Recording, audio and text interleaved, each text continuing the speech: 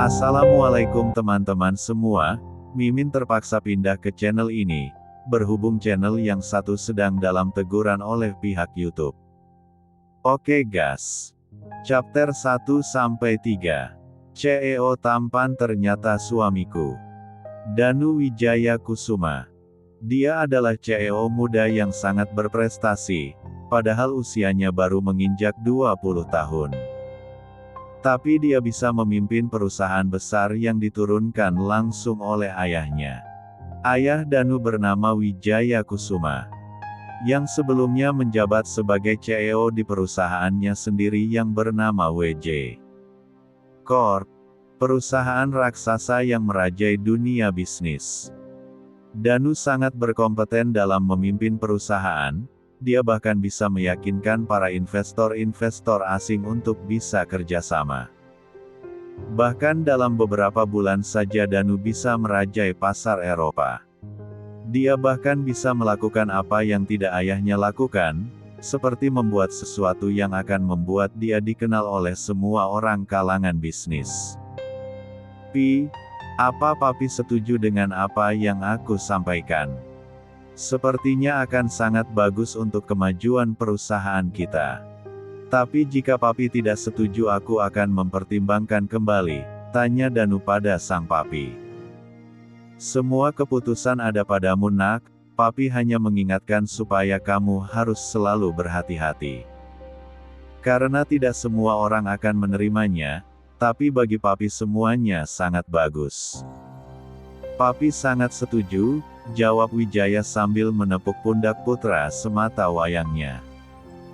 Tentu dukungan dari sang Papi sangat membuatnya lebih percaya diri untuk lebih mengembangkan lagi apa saja yang akan dia lakukan. Bagi Danu, berbicara dengan sang Papi akan bisa membuat Danu banyak memetik ilmu dari papinya.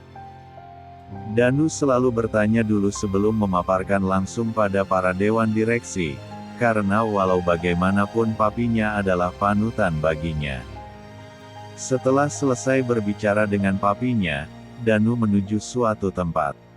Dia berencana untuk memberi kejutan pada kekasih hatinya yang sudah beberapa tahun belakangan menemaninya. Danu tidak berhenti tersenyum, dia berpikir jika apa yang akan dia lakukan akan sangat membuat kekasihnya semakin sayang dan mencintainya. Sepanjang perjalanan Danu tak henti-hentinya bersenandung. Menandakan dia begitu sangat bahagia. Setelah menempuh perjalanan lumayan singkat, Danu sampai di sebuah gedung apartemen yang ditempati kekasihnya beberapa bulan ini. Danu melangkahkan kakinya menuju lantai 8 di mana tempat kekasihnya tinggal. Danu langsung menaiki lift dan menekan angka 8. Setelah sampai Danu langsung menekan kode akses. Klik. Bunyi kunci terbuka, tapi Danu heran dengan keadaan di dalam ruang tamu apartemen Yulika, ya kekasih Danu bernama Yulika Ayunda. Dia seorang mahasiswi semester awal. Yulika yang dikenal oleh Danu adalah gadis yang lugu dan polos, bahkan selama menjalin hubungan dengan Danu. Yulika tidak pernah meminta apapun, makanya Danu sangat yakin untuk menjadikan Yulika sebagai tunangannya. Danu hari ini berencana akan melamar Yulika sebagai tunangannya. Apartemen ini juga pemberian dari Danu untuk Yulika. Tidak hanya apartemen saja, masih banyak barang-barang yang sengaja dibelikan Danu untuknya. Keluarganya pun selalu berkecukupan semenjak Danu menjadi kekasihnya. Tapi sebenarnya Yulika adalah gadis yang ambisius, dia rela melakukan apa saja asalkan dia mendapatkan apa yang dia inginkan. Seperti pura-pura menjadi gadis polos dan tidak tahu apa-apa. Sehingga Danu sampai percaya 100% padanya. Kenapa berantakan sekali? Tidak biasanya. Danu berjalan sambil memunguti pakaian yang berceceran di ruang tamu. Bahkan pakaian dalam wanita juga ada di atas sofa ruang tamu. Apa jangan-jangan Yulika sakit ya? Dia kan sangat suka kebersihan. Aku harus buru-buru menemuinya, ucap Danu pada dirinya sendiri. Chapter 2. Dan betapa terkejutnya Danu melihat apa yang sedang dilakukan oleh kekasihnya. Danu mematung melihat adegan yang membuatnya hancur, sehancur-hancurnya. Danu melihat kekasihnya yang sangat dia cintai tega bercefembu dengan lelaki yang sangat dia kenal sebagai Casanova sejati. Bahkan pasangan itu tidak sadar jika Danu sedang memvideonya. Setelah Danu mendapatkan bukti perselingkuhan Yulika, Danu langsung pergi begitu saja. Hatinya hancur berkeping-keping. Danu mengendarai mobilnya dengan sangat kencang. Untung saja jalanan sedang lancar dan tidak banyak pengguna jalan raya. Bahkan Danu menerobos beberapa lampu merah. Dia tidak peduli dengan keselamatannya dan pengguna jalan lain, yang ada di pikirannya hanya satu, menginginkan ketenangan. Dia pergi ke sebuah klub malam, pada siang hari seperti ini belum ada pengunjung yang datang. Biasanya klub akan ramai pengunjung pada malam hari. Jika siang hari akan sangat sepi. Danu memarkirkan mobilnya dengan asal-asalan. Dia langsung masuk ke dalam klub untuk menenangkan pikirannya. Aku minta vodka yang kadar alkoholnya tinggi, ucap Danu pada bartender tersebut. Apa kau sedang patah hati? Tanya sang bartender. Danu hanya diam dan meliriknya sekilas. Disinilah dimulainya sifat dingin dan arogannya Danu. Jika orang baik dan sangat penyayang disakiti, maka dia akan menjadi berubah 180 derajat. Bartender tersebut memberikan yang diinginkan oleh Danu. Danu langsung meminumnya. Danu saat ini benar-benar kacau. Dia meracau tidak jelas. Bahkan sang bartender hanya geleng-geleng kepala saja. Sebab Danu sudah mabuk hanya menghabiskan 2 gelas vodka saja. Bartender tahu jika Danu tidak pernah meminum alkohol, makanya meminum sedikit saja sudah mabuk. Apalagi itu kadarnya sangat tinggi. Danu tidak mau untuk dibawa pulang, bahkan hari juga sudah senja.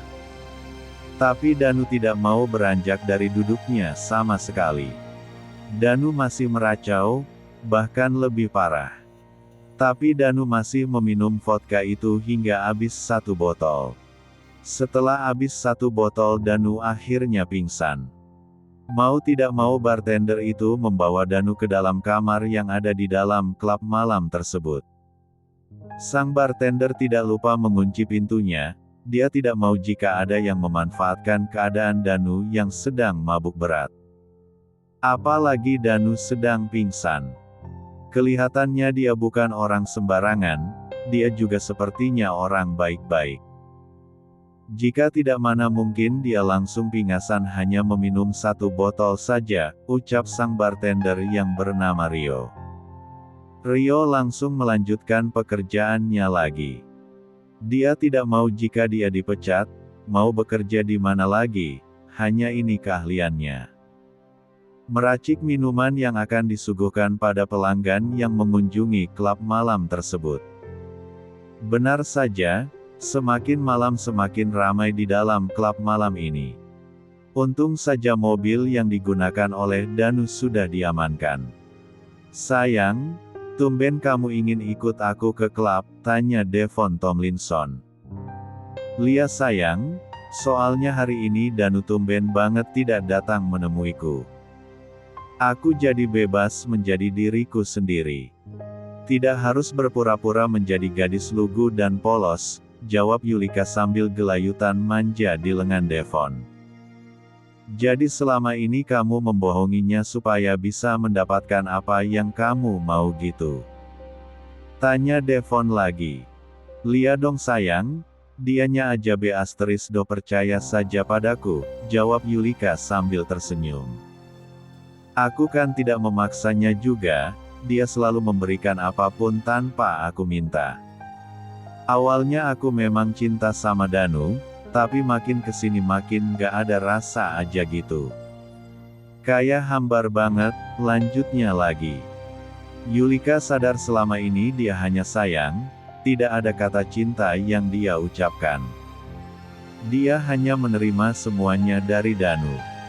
Makanya setelah bertemu dengan Devon, Yulika langsung jatuh cinta pada pertama kali melihat Devon. Chapter 3. Yulika masih asik bergelayut manja pada lengan Devon, bahkan dia tidak ada malu-malunya sama sekali. Yulika tidak takut jika nanti ada paparazzi yang mengintainya. Yang ada Yulika sangat cuek dengan apa yang ada di sekitarnya. Devon yang memang seorang Casanova, dia enjoy aja dekat dengan wanita cantik dan tentu saja seksi. Devon akan melakukan apa saja untuk bisa membelikan yang diinginkan wanitanya. Yang penting dia sudah dipuaskan dengan cara yang berbeda. Jikapun Devon mengeluarkan banyak uang dia tidak akan rugi, karena dia mendapatkan servis yang memuaskan. Itulah Devon yang sebenarnya. Setelah beberapa saat kemudian Devon mengajak Yulika untuk keluar dari klub malam tersebut. Devon membawa Yulika untuk check-in di salah satu hotel bintang 5, kebetulan tidak jauh dari klub. "Kamu semakin cantik saja sayang," ucap Devon, sambil tangannya tidak bisa dikondisikan. "Sabar dulu dong sayang, ini masih di jalan. Gimana jika ada yang melihat kita?" jelas Yulika pada Devon. Yulika juga menepis tangan Devon yang n***kal. Mereka berjalan di lorong hotel menuju kamar yang dipesan oleh Devon. Baru saja mereka masuk ke dalam ***mar Devon langsung saja menarik Yulika. Dan terjadilah apa yang seharusnya terjadi.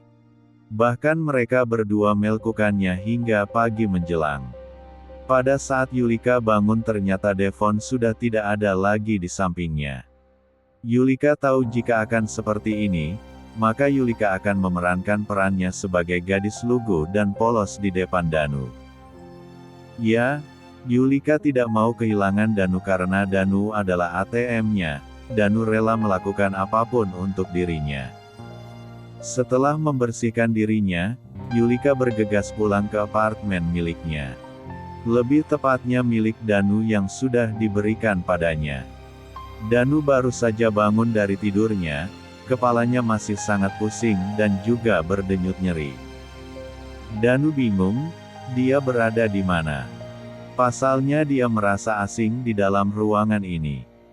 Tidak berselang lama seseorang memasuki kamar yang ia tempati sekarang. Danu ingin menghampirinya tapi apalah daya, Danu langsung ambruk. Danu masih lemas karena efek alkohol yang dia minum kemarin siang hingga sore hari itu. Sang bartender langsung membantunya memapah Danu untuk duduk di satu bir ranjang di kamar itu. Minum untuk menetralkan efek mabuknya, Rio memberikan minuman pada Danu. Danu langsung menerimanya, dan tidak menunggu waktu lama Danu langsung meminumnya hingga tandas. Danu mulai agak enakan, rasa pusingnya sudah berkurang. Danu sudah bisa mengingat kejadian kemarin, kenapa dia bisa sampai di klub malam ini. "Terima kasih," ucap Danu. "Sama-sama," jawab Rio. "Apa kamu yang sudah membawa saya kemari?" tanya Danu pada Rio. "Lia, aku yang membawamu ke sini. Soalnya aku tidak tahu alamat rumah kamu," jelas Rio. "Kenalkan nama saya Rio, kamu?" Rio memperkenalkan dirinya, dan bertanya pada Danu. "Saya Danu," jawab Danu. "Oke. Alamat kamu di mana? Biar saya antar, soalnya aku tidak mungkin membiarkanmu pulang masih dengan keadaan yang seperti ini," jelas Rio. "Thanks, saya bisa pulang sendiri," jawab Danu, sambil bangkit. Tapi sayangnya, baru 2 langkah Danu sudah ambruk lagi. Jadi mau tidak mau Danu diantarkan oleh Rio menuju kediaman Wijaya Kusuma. Saat di perjalanan Danu hanya diam bersandar di jok penumpang samping pengemudi. Danu masih tidak menyangka jika dia telah dikhianati oleh kekasihnya yang sangat dia cintai. Danu merogoh kantong jasnya, dia mengambil ponselnya. Ternyata ponselnya mati, pantas saja sejak tadi tidak ada tanda-tanda ponselnya berdering.